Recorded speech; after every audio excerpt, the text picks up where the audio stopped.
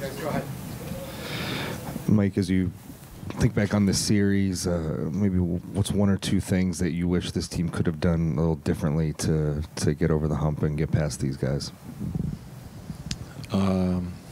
I think in those first few games, just being able to close out quarters better, especially the fourth.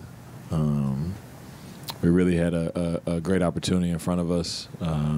Had a lot of leads throughout the games this series, and when you give teams opportunities to stick around and make it a possession game, they have two of the best in the game at closing games. So that kind of bit us when it came down to it. When you think about kind of this offense and some of the struggles you guys had in this series, what do you think needs to happen to improve that end of the floor, and what can you do better, to maybe contend with a team like this? I think it'll start, training camp, off season, like watching film, what style of pace we want to play. The energy that we put in defensively, we have to put that same energy offensively. Passing, cutting, making extra plays, just being on time with stuff, and it has to become habits for us. Those small things in offense can be a big thing when it comes down to execution in big moments. So I think that'll be something we'll continue to work at and look at going through off season. Mike, this fan base has embraced you so much and truly loves you, calling you Minnesota Mike. What does that mean to you to have the Timberwolves and the state of Minnesota love you this much and embrace you? Truthfully, since I've been here, day one of last year from the trade deadline, everybody here has been so gracious and accepting my family and I, and it means the world to me. I could be in a lot of different places and a lot of different circumstances and situations, and they've made this feel like a second home, which makes my job easy going into work every day. Trying to be the best me I can be for our team and our situation. So truthfully grateful for them and all the support they've given me throughout this whole ordeal. Mike, there's a saying that experience is life's greatest teacher, and obviously this group, some of your teammates are really young in this game.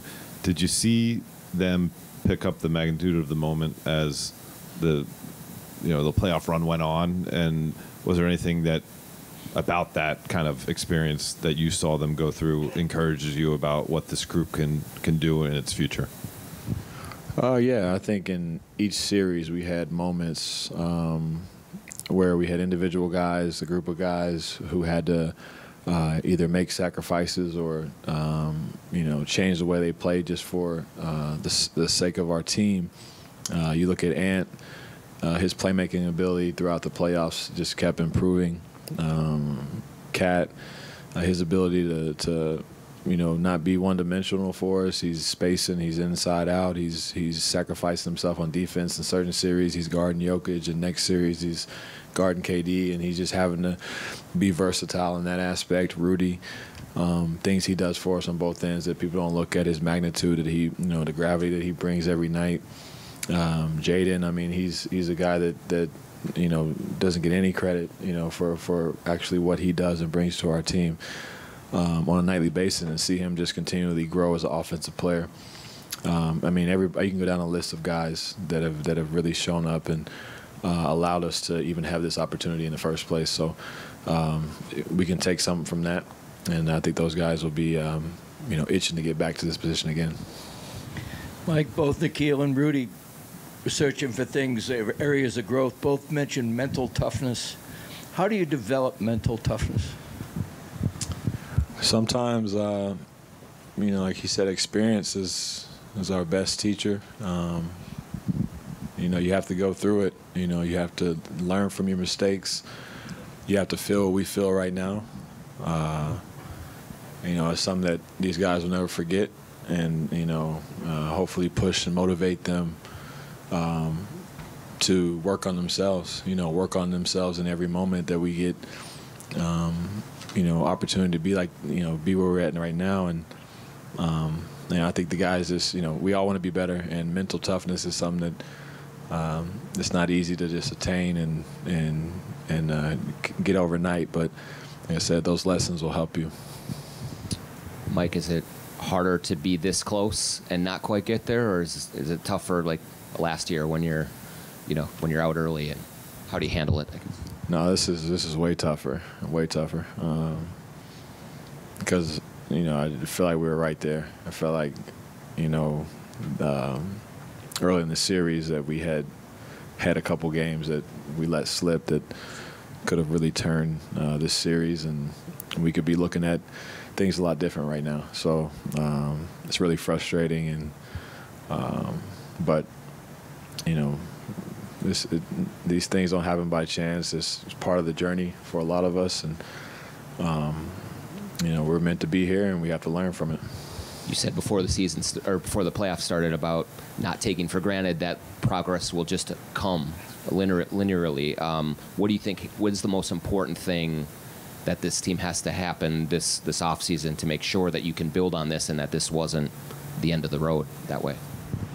I think a lot of it is our mentality for this situation. We have to once again believe that this isn't our ceiling. This is steps towards our goal.